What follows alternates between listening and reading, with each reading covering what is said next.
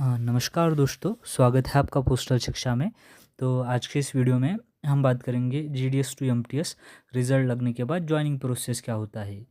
तो फ्रेंड्स, सबसे पहले रिज़ल्ट लगने के बाद आपका जो सिलेक्शन लिस्ट होता है तो उस लिस्ट में नाम आ जाता है।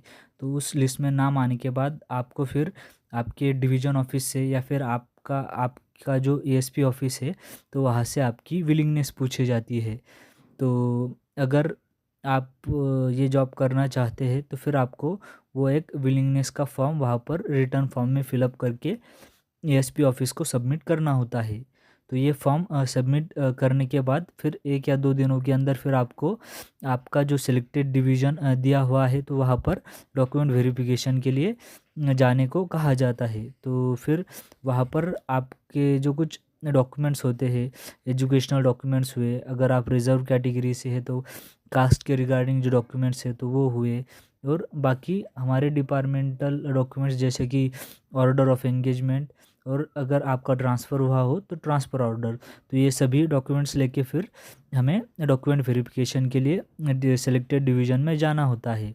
तो वहाँ पर अब डॉक्यूमेंट वेरिफिकेशन कंप्लीट होने के बाद फिर आपको उसी ऑफिस से फिर एक मेडिकल फॉर्म दिया जाता है।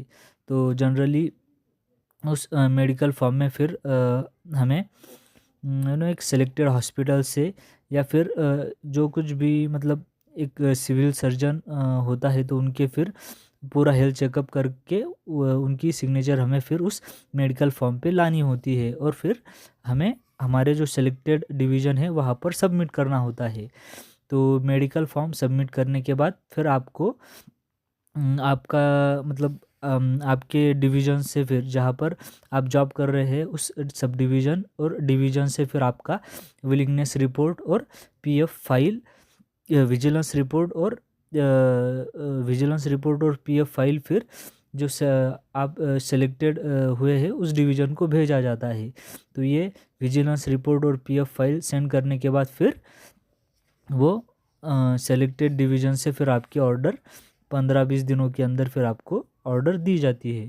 तो जनरली ये after GDS to MTS result लगने के बाद की जॉइनिंग प्रोसेस होती है।